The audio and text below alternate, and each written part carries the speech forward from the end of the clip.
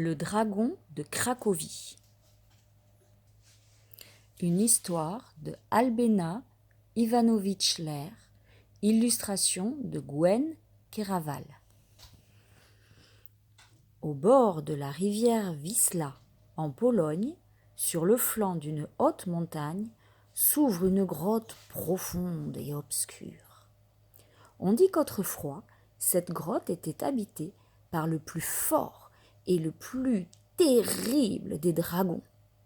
Un dragon énorme à l'appétit vorace qui ne dédaignait aucune nourriture, ni les poules, ni les brebis, ni les chevaux, ni même les hommes.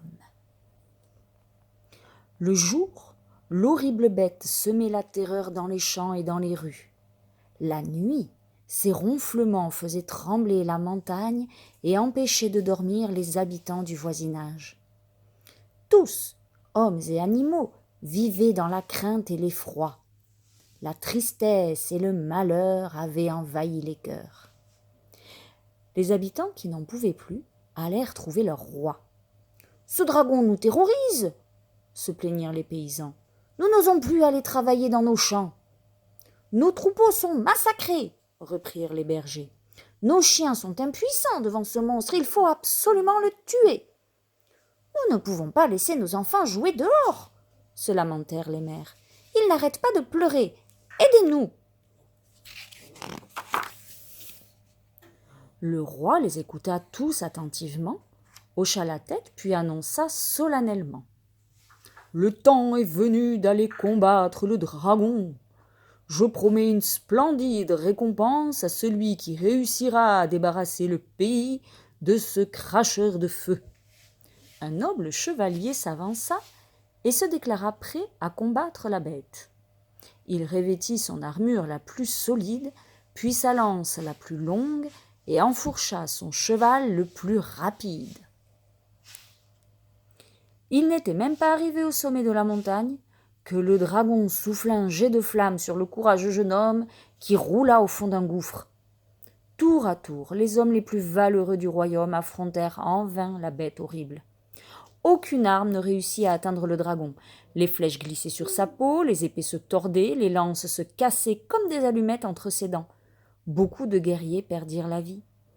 Les habitants commençaient à désespérer quand, un matin, un jeune berger prénommé Crac demanda audience au roi.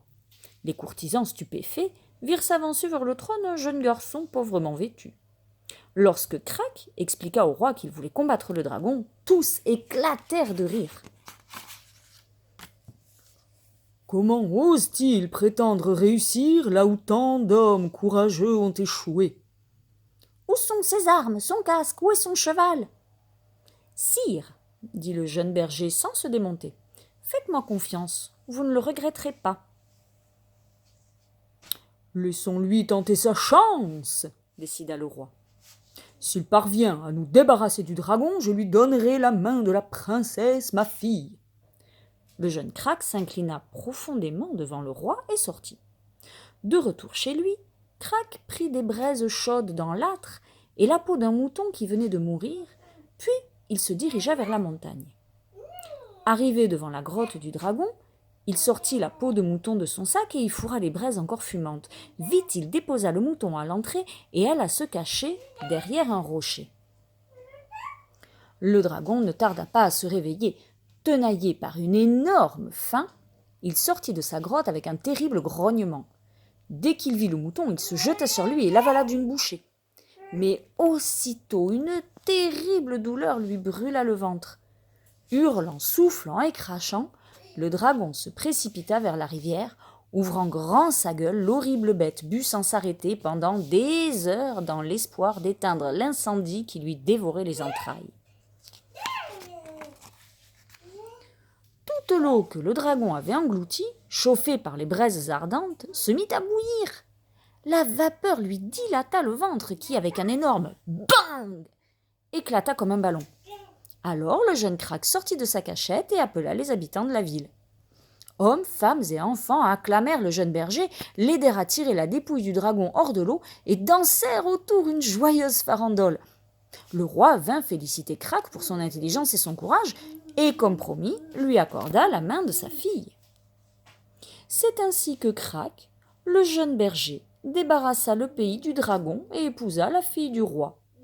Quelques années plus tard, il devint roi à son tour. Il n'oublia pas les malheurs qu'avait causés le dragon et, pour mettre pour toujours ses sujets à l'abri, il entoura la ville de puissantes murailles. C'est ainsi qu'au bord de la rivière Wisła, en Pologne, se dresse aujourd'hui une superbe cité aux remparts solides. Elle porte le nom de Cracovie, en souvenir du jeune Crac qui sauva ses habitants.